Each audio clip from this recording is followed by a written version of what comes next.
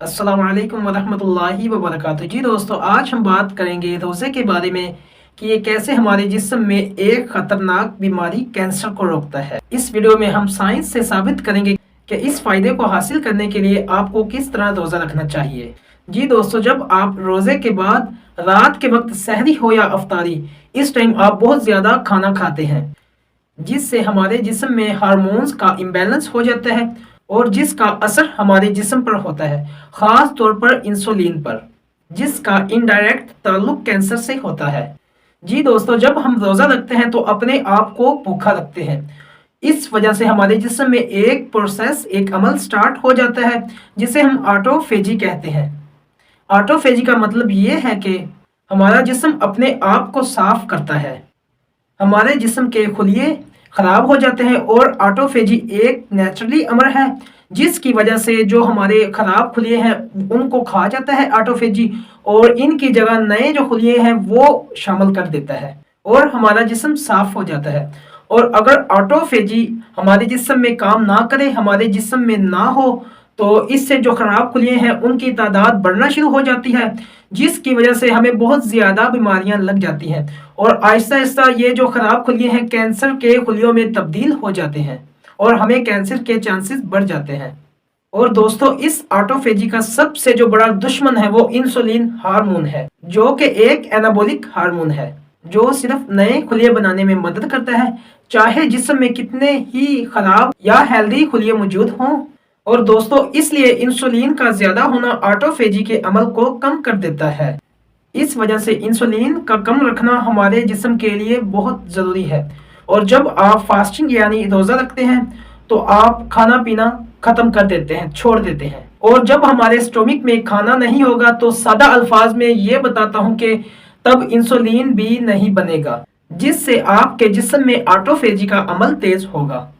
जब हम रोज़ा रखते हैं तो हमें सारा दिन भूखा रहना पड़ता है और काम भी करने पड़ते हैं, जिसकी वजह से हमें ताकत की ज़रूरत होती है और हम सहरी या अफ्तारी के वक्त ज़्यादा खा लेते हैं, जिसकी वजह से आपके जिस्म में इंसुलिन का अमल प्रोसेस ज़्यादा हो जाता है और ऑटोफेजी का काम करने का अमल कम हो जाता है या रुक जाता है।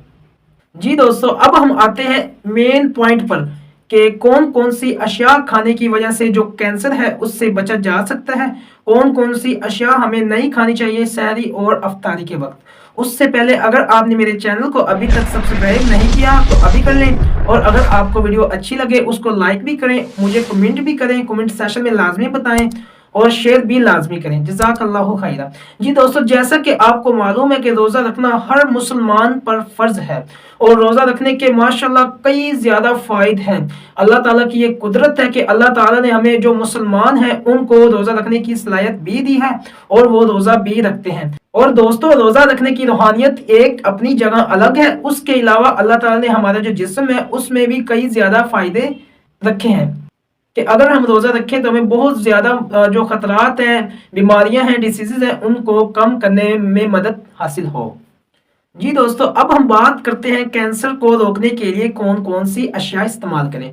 तो सबसे पहले बेहतर और ज़रूरी बात यह है कि अगर आपने कैंसर की बीमारी से बचना है तो आपको चाहिए कि कम मिकदार में सहरी के वक्त या इफ्तारी के वक्त खाएं, लेकिन ऐसी चीज़ खाएं, ऐसी आप फूड इस्तेमाल करें जिसकी वजह से आप खाना कम खा सके लेकिन पेट भर जाए और पेट में खाना आहिस्ता आहिस्ता हजम हो और साथ में आपके जिस्म को ताकत भी दे, जिनमें प्रोटीन और फाइबर्स वाले खाने शामिल हैं।